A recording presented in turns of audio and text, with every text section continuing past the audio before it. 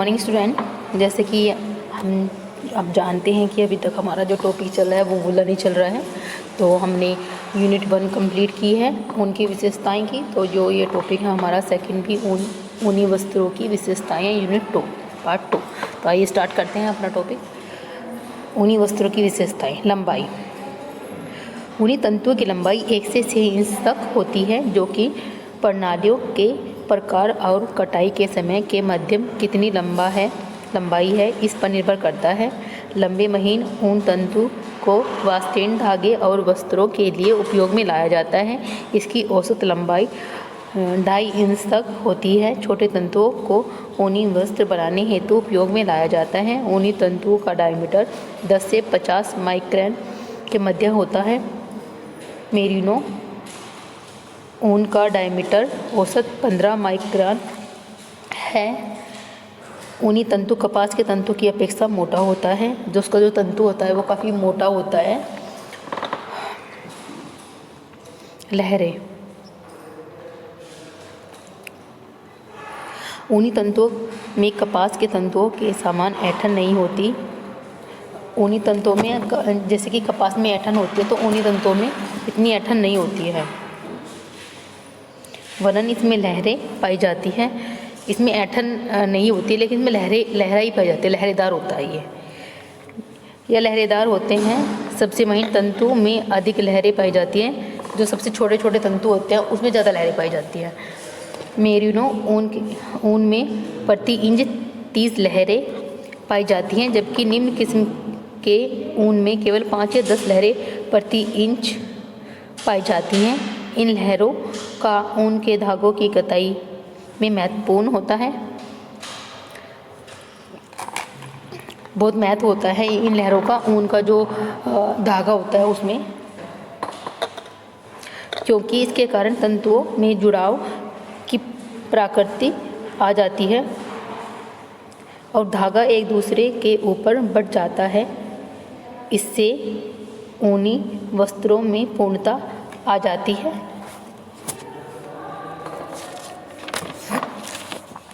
ऊनी तंतुओं की लहरें उसकी संप्रेलकार दोहरी संरचना के कारण पाई जाती हैं, जिससे इसके घुमाव प्रत्येक तंतु को प्राप्त अंशोत्तर स्थायी देते हैं, जिसके कारण उसमें लहरेदार गति उत्पन्न होती है। जब ऊन के तंतु को बेसिक रंग जेन्सेन हार से क्रिया कराई गई जाती है तो इसका लंबवत भाग समान खंडों में विभाजित हो जाता है और इसके आधे भाग में गहरा रंग दिखाई देता है, जो कि आर्थोकार्ड्स है और यह लहरेदार तंतु के बाहरी ओर के भाग पर पाया जाता है, जबकि बाकी का आधा पैराकार्ड्स हल्का दिखाई देता है। हल्का दिखाई देने वाला भाग है और यह तंतु के अंदर की ओर पाया जाता है। यह विशेष संरचना ऊन के तंतु को संप्रेलकार कुंडली की प्रवृत्ति प्रदान करती है। मजबूती। ऊन का तंतु कमजोर होता है और इसमें आर्द्र स्थिति में 1.0 ग्राम प्रति डेनियर और शुष्क स्थिति में 1.5 ग्राम प्रति डेनियर टेनिसिटी होती है। जबकि ऊन का वस्त्र मजबूत होता है।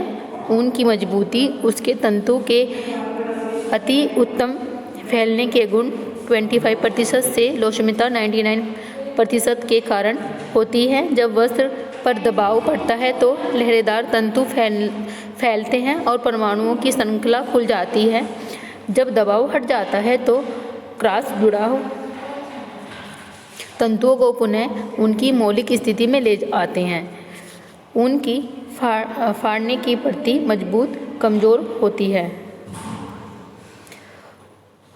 ऊन को तोड़ने के प्रति शक्ति 2.5 से 38 ग्राम प्रति तंतु होती है। कलर रंग। कुछ प्रकार की ऊन भूरे या काले रंगों में प्राप्त होती है, किंतु अधिकांश भाग हल्के क्रीम रंग का प्राप्त होता है। लोचमता। ऊनी तंतु में अति उत्तम लोचमता पाई जाती है। ऊन का तंतु पीछे की ओर बिना टूटे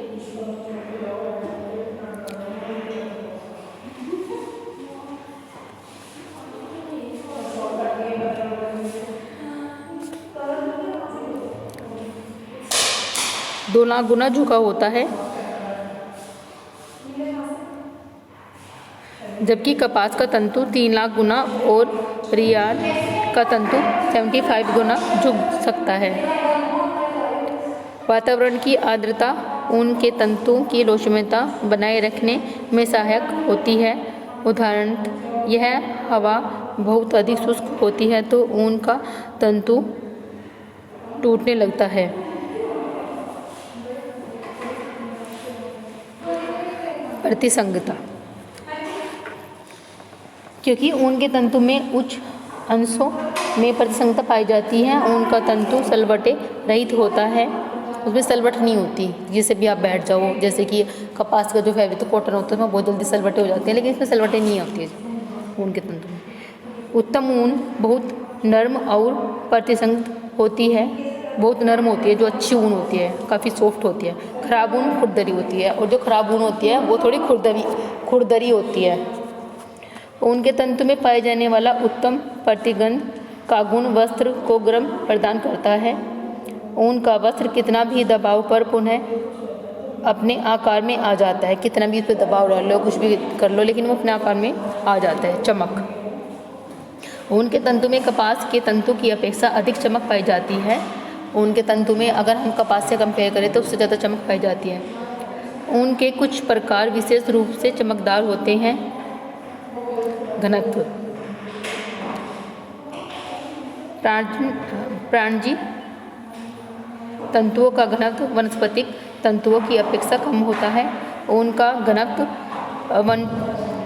1.30 ग्राम प्रति सेमी होता है। इसी कारण ऊन का तंतु तुलनात्मक रूप में वजन में हल्का होता है, काफ़ी हल्का होता है। इसी कारण लटकनशीलता। ऊन का उत्तम लटकनशीलता का गुण उसकी कोमलता, लोचमता और प्रतिसंगता के कारण होता है। इसी विशिष्ट प्रतियोगी लक्षण के कारण ऊन कई मानव निर्मित तंतुओं से अधिक उच्च लटकनशीलता का गुण रखता है। ऊष्मा चालकता।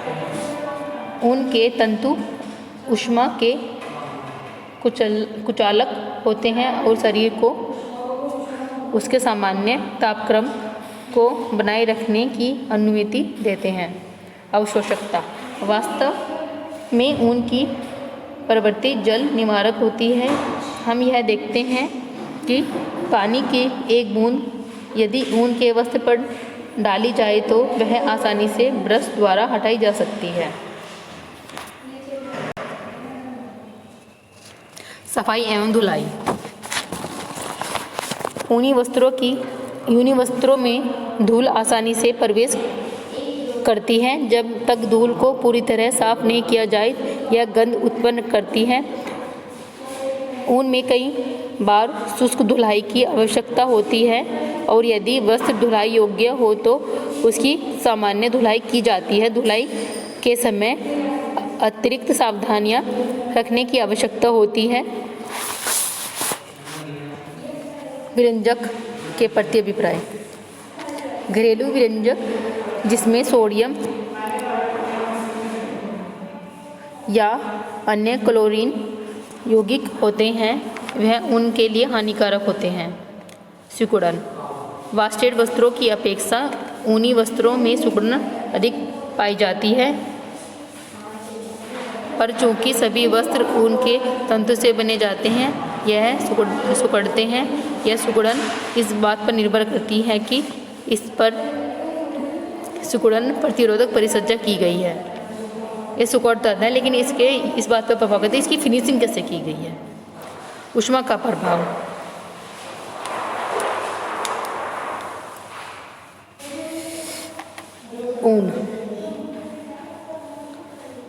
ऊन पर कड़ा होने लगता है और थोड़े अधिक तापक्रम पर विघटित होने लगता है। यह 400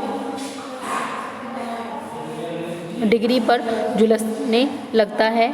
यदि यह आसानी से ज्वलनशील नहीं है। प्रकाश का प्रभाव, अधिक लंबे समय तक सूर्य में रखने पर वह कमज़ोर हो जाता है। अधिक अगर हम धूप में से रखते हैं तो यह कमज़ोर भी पड़ सकता है। फफूंदी के प्रति अवरोधक, ऊन सामान्यतः फफूंदी के प्रति आकर्षित नहीं होते, किंतु नमी वाले स्थिति में इसे फफूंदी विकसित हो जाती है। कीट अवरोधक, ऊनी वस्त्र विशेष रूप से कीटों के लाभ के प्रति संवेदनशील रहते हैं और कुछ कीड़े कारपेट को कमज़ोर काटने वाले होते हैं। इसे कुछ विशिष्ट विधियों द्वारा सुरक्षित रखा जा सकता है। रासायनिक संगठन एवं आंतरिक संरचना, ऊनी तंतुओं में पाए जाने वाले प्रोटीन को केराटिन कहा जाता है। यह प्रोटीन उसी प्रकार का होता है जिस प्रकार का मानव के बाल, उंगलियों के नाखून, दांत आदि में पाया जाता है। केराटिन में कार्बन, हाइड्रोजन, ऑक्सीजन, नाइट्रोजन और गंधक पाई जाती है। व्यक्तिगत ऊन के परमाणु में लोचदार परमाणु श्रृंखला होती है। क्षारों के प्रति अभिप्राय, ऊन क्षारों की क्रिया में प्रति अत्यंत संवेदनशीलता होती है। अम्ल के प्रति अभिप्राय, खनिज लवण के तंतु घोल का चाहे ठंडा हो या उबला हुआ ऊन के तंतु पर कोई हानिकारक प्रभाव नहीं पड़ता, इसलिए गर्म अम्ल घोल में अम्लीय रंगों का उपयोग संभव होता है। रंगों के प्रति सांद्रता, चूँकि ऊन में रंगों के प्रति उच्च सांद्रता होती है, ऊनी वस्त्र अच्छी तरह से और समान रूप से रंगते हैं। पसीने के प्रति अवरोधक, ऊन क्षारीय पसीने में कमज़ोर हो जाता है। वस्त्रों को शुष्क धुलाई या सावधानीपूर्वक धोने से नष्ट होने और गंध उत्पन्न होने से बचा जाता है। पसीना सामान्यतः वस्त्रों का रंग खराब कर देता है।